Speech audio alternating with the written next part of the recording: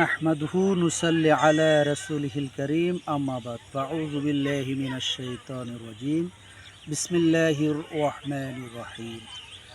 সুপ্রিয় শ্রোতামণ্ডলী, আমরা আজকে এমন একটি বিষয় নিয়ে আলোচনা করব যে বিষয়টি হচ্ছে আমাদের মধ্য থেকে কোরবান চলে গেছে।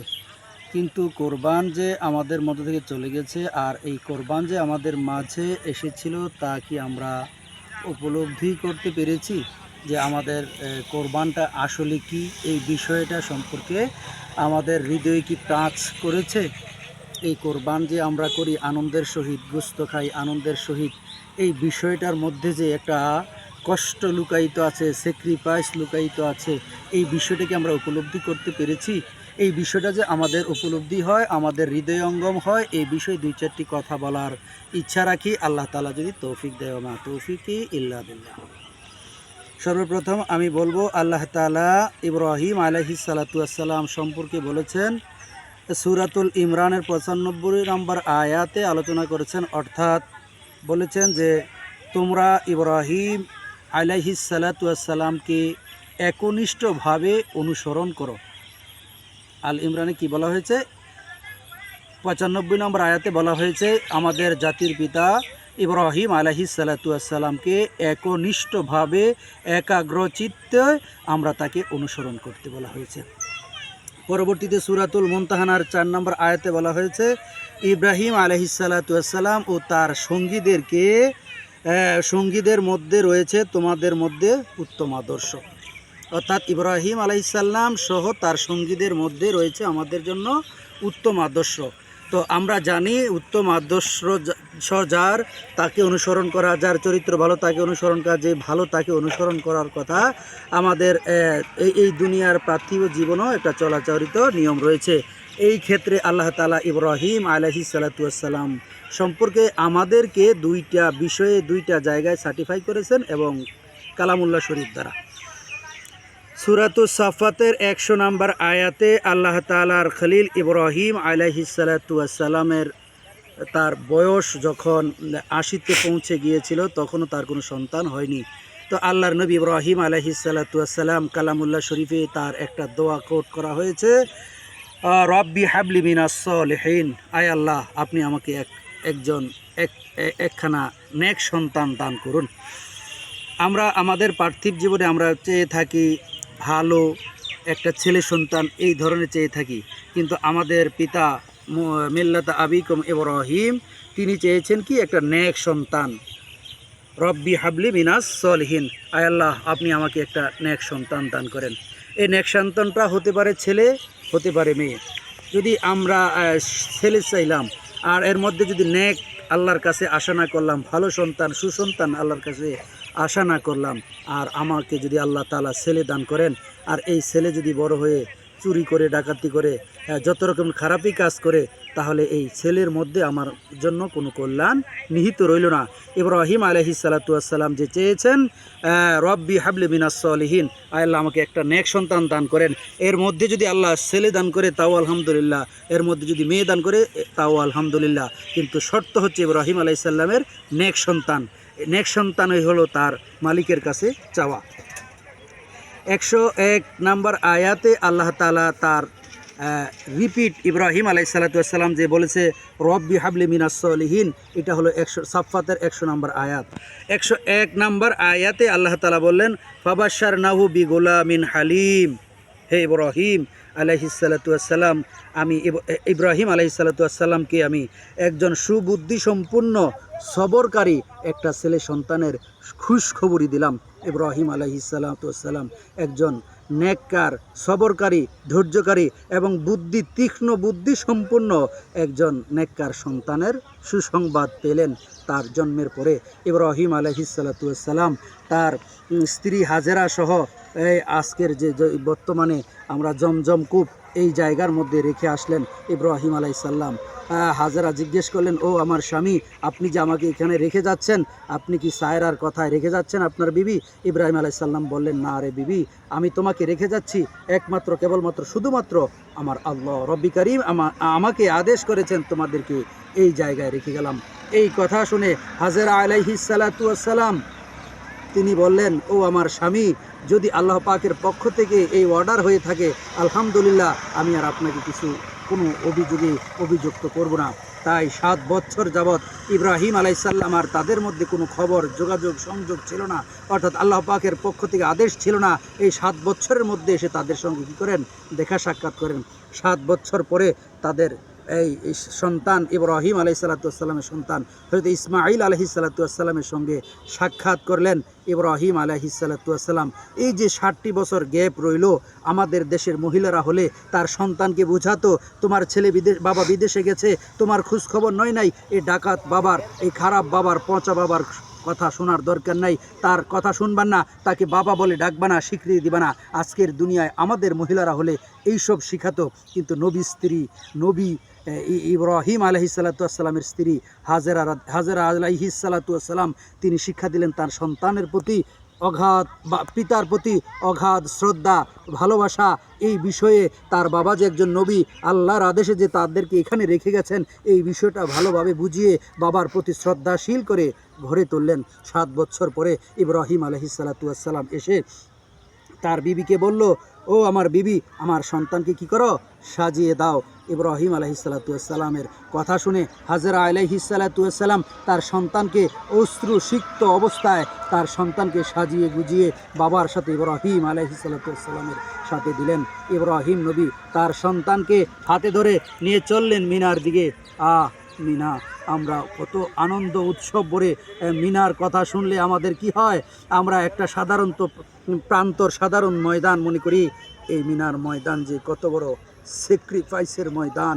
এই ময়দানের অবস্থা যদি আমরা একটু হৃদয়ঙ্গম করি, যাদের একটু বোধ আছে, বোধ যদি কারো থেকে থাকে, এই মিনার ময়দানে সেই দিন কি ঘটেছিল ইব্রাহিম আলাইহিসসালাম এবং ইসমাঈল আলাইহিসসালামের সাথে জিব্রাইল পর্যন্ত এই দৃশ্য দেখে হতবাক হয়ে গিয়েছিলেন। ফেরেশতা কুল হতবাক হয়ে গিয়েছিলেন আর বলেছিলেন, রব্বি করিম, আল্লাহ 80 বছর বয়সে তাকে একটা সন্তান দান করলেন, এই সন্তানের কাছ থেকে আবার 7 বছর বিচ্ছিন্ন রাখলেন, আবার সাথে মিলিত করার সাথে সাথেই এই সন্তানকে আবার কোরবান করার কথা বললেন। আল্লাহ বলে, ও আমার ফেরেশতারা, তোমরা বুঝবে না, আমার ইব্রাহিমের হৃদয়ের মধ্যে ইসমাইল যে আসন গেড়ে বসে আছে, এখান থেকে তাকে তার ভালোবাসাটা সরিয়ে আমি আল্লাহর ভালোবাসা ইব্রাহিমের হৃদয়ের মধ্যে বসানোর জন্য আমি এটা করেছি। আমি আমার খলিলকে দুঃখ দেওয়ার জন্য নয়, কষ্ট দেওয়ার জন্য নয়। স্যাক্রিফাইস কাকে বলে? আমরা যদি মিনার ময়দানের দিকে একটু তাকাই, মিনার ময়দান আমাদের জন্য ঐতিহাসিক ময়দান। মিনার ময়দান হলো স্যাক্রিফাইসের ময়দান। মিনার ময়দান হলো পরীক্ষায় উত্তীর্ণের ময়দান। মিনার ময়দান হলো এক বিভীষিকাময় অবস্থার ময়দান। সেই ময়দান হচ্ছে মিনার ময়দান। মিনার ময়দানে গিয়ে নবী ইব্রাহিম তার সন্তানকে জোর করতে পারতেন, দবুস্তি করতে পারতেন, কিন্তু তা কিছুই করলেন না। আল্লাহর হাবিব, আল্লাহর খলিল ইব্রাহিম আলাইহিসসালাম সূরাতুস সাফাতের 102 নম্বর আয়াতের মধ্যে বলেন, অর্থাৎ, হে আমার কলিজার টুকরা সন্তান, আমি স্বপ্নে দেখলাম আমি তোমাকে আল্লাহর পথে জবাই করলাম, এই বিষয়ে তোমার মত কি? এই কথা শুনে ইব্রাহিম আলাইহিসসালাম যখন এই কথা শুনলেন, বাবা ইসমাঈল আলাইহিসসালাম যখন বাবার মুখে এই কথা শুনলেন, শোনার পরে তিনি এই আয়াতের শেষের অংশে উত্তর দিলেন, আব্বাজান, আপনি তাই করুন, আপনাকে যা আদেশ করা হয়েছে, অর্থাৎ আপনার মালিকের পক্ষ থেকে আমার জন্য যা ফয়সালা করা হয়েছে, আপনি স্বপ্নে দেখেছেন আপনার সন্তানকে জবাই করার কথা, আপনি আপনার মালিকের পক্ষ থেকে, আপনি আবার আপনার রবের পক্ষ থেকে যেই বিষয়ে আদৃষ্ট হয়েছেন, আপনি আপনার এই কাজ সম্পূর্ণ করেন। তবে আমার পক্ষ থেকে আপনার কাছে আপনাকে বলার হলো, আপনি আমাকে ধৈর্যকারীর সঙ্গে আপনি আমাকে পাবেন। আপনি আমার কোনো বিষয় নিয়ে চিন্তা করবেন না, আপনি আমাকে ধৈর্যকারীর সাথে পাবেন। এই কথা যখন বললেন, 103 নম্বর আয়াতে আল্লাহ তাআলা সন্তুষ্ট হয়ে বলে, হে ইব্রাহিম, হে ইসমাঈল, আমি তোমাদেরকে বলেছিলাম আত্মসমর্পণ করতে, স্যাক্রিফাইস করতে। ইব্রাহিম আলাইহিসসালাম তার কলিজার টুকরা সন্তানকে, একমাত্র সন্তানকে জবাই করে আল্লাহর রাস্তায় স্যাক্রিফাইস করে তিনি আল্লাহর পরীক্ষায় উত্তীর্ণ হয়েছেন। আর ইসমাইলের কথা বলছেন, তিনি তো তার সব মানুষের একটা সবচাইতে প্রিয় হলো নিজের জীবন। ইব্রাহিম আলাইহিসসালাম না হয় তার সন্তানকে জবাই করার কথা স্বীকার করেছেন, কিন্তু ইসমাইল আলাইহিসসালাম তো তার নিজের জীবনকেই উৎসর্গ করতে হবে, তিনি কি করে রাজি হলেন? তিনিও যে পরবর্তী প্রজন্মের একজন নবী, এটা আল্লাহ পাকের পক্ষ থেকে হয়েছে। সেই ইসমাঈল আলাইহিসসালাতু ওয়াসসালামও তার জীবন দিয়ে, তার জীবনকে কোরবান করে, আল্লাহর জন্য স্যাক্রিফাইস করে এই কথাটাই বলেছিলেন। পিতা এবং পুত্র দুজনেই আত্মসমর্পণ করেছে। ইব্রাহিম আলাইহিসসালাম তার সন্তানকে জবাই দিয়ে আত্মসমর্পণ করেছে, আর ইসমাঈল আলাইহিসসালাতু ওয়াসসালাম তার প্রিয় জীবনটাকেই মহান রব্বি কারিমের জন্য উৎসর্গ করে কি করেছেন? স্যাক্রিফাইস করেছেন। আল্লাহ তাআলা এখানে এই কথাটাই বলা হয়েছে, ইন্নাস সলাতি ওয়া নুসুকি ওয়া মাহইয়ায়া ওয়া মামাতি লিল্লাহি রাব্বিল আলামিন। আমার নামাজ, আমার কোরবানি, আমার জীবন, আমার মরণ সব কিছু একমাত্র একজনের জন্য, তিনি হচ্ছেন রব্বি কারিম, মহান রব্বুল আলামিনের জন্যই আমরা এটা করে থাকি। ইব্রাহিম আলাইহিসসালাতু ওয়াসসালাম এবং ইসমাঈল আলাইহিসসালাতু ওয়াসসালাম এই দৃষ্টান্ত স্থাপন করতে পেরেছিলেন। আল্লাহ তাআলা বলেন, এই মুসলিম, আল্লাহ তাআলা তো এমন মুসলিমই চেয়েছিলেন যেই মুসলিম মহান মালিকের কাছে আত্মসমর্পণ করবে, তার নিজের বলে কিছুই থাকবে না, একমাত্র কেবলমাত্র শুধুমাত্র আল্লাহর জন্য স্যাক্রিফাইস করবেন, যেটা করেছিলেন মিল্লাতা আবিকুম ইব্রাহিম। ইব্রাহিম আলাইহিসসালাতু ওয়াসসালাম তার কলিজার টুকরাকে জবাই করে দিয়ে মিনার প্রান্তরে, আর ইসমাঈল আলাইহিসসালাতু ওয়াসসালাম তার প্রিয় জীবনটাকেই মহান রব্বি কারিমের কাছে কি করেছিলেন? বিলিয়ে দিয়েছিলেন।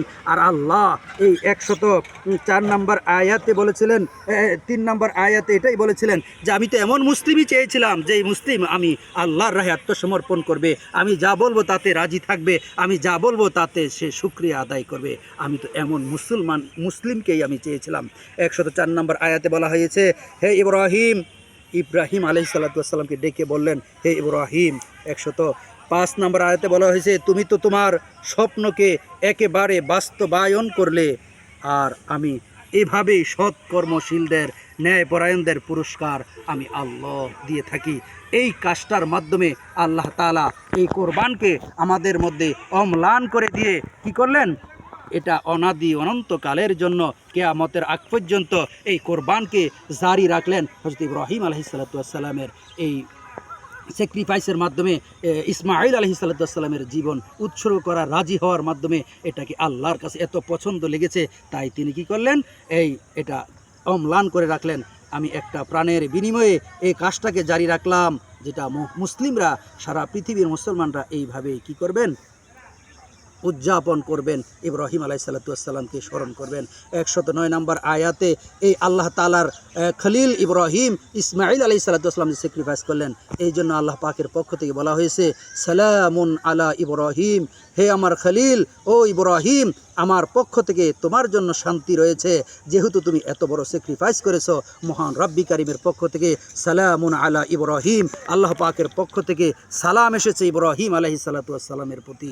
আমরা যদি আজও এই পৃথিবীতে দিন কায়েমের জন্য ইব্রাহিম আলাইহিসসালাতু ওয়াসসালামের ভূমিকায় অবতীর্ণ হতে পারি, হযরতে হাজেরা রাদিয়াল্লাহু আলাইহিসসালাতু ওয়াসসালামের মতো আমরা যদি দিন কায়েমের জন্য মায়ের ভূমিকায় অবতীর্ণ হতে পারি, এবং এই যুবকদেরকে বলছি, ও আমার যুবক ভাইরা, আমরা তো অনেক কিছুই করে থাকি এই আল্লাহর জমিনে আল্লাহর দিনকে প্রতিষ্ঠিত করার জন্য। হযরত ইসমাঈল আলাইহিসসালাতু ওয়াসসালামের ভূমিকায় যদি আমরা অবতীর্ণ হতে পারি, তাহলে মহান রব্বি কারিমের পক্ষ থেকেও আমাদের জন্য থাকবে সালাম। আল্লাহ তাআলা খুশি হয়ে আমাদেরকে জান্নাত দান করবেন, আমাদের ভুলগুলি মার্জনাগুলি কবুল করবেন। আমরা যাতে এই কোরবানের শিক্ষা থেকে আমরা আমাদের জীবনকে কোরবান করতে পারি, আমাদের অর্থকে কোরবান করতে পারি, এই কোরবানির মাধ্যমে আমরা যেন অম্লান হয়ে থাকতে পারি, সেই প্রচেষ্টা আমাদের সকলের সদা সর্বদা রাখতে হবে। আর মিনার প্রান্তরে এই যে আমাদের থেকে কোরবানি সদ্য বিদায় নিয়েছে, এই কোরবানি যে কি আমাদেরকে শিক্ষা দিয়েছে, এর থেকে আমাদেরকে এটাই গ্রহণ করতে হবে। আজ আর নয়, এখানেই শেষ করছি। সুবহানাল্লাহি ওয়া বিহামদিহি, সুবহানাকা আল্লাহুম্মা ওয়া বিহামদিকা, আশহাদু আল্লা ইলাহা ইল্লা আনতা, আস্তাগফিরুকা ওয়া আতুবু ইলাইক। আসসালামু আলাইকুম ওয়া রাহমাতুল্লাহি ওয়া বারাকাতুহু।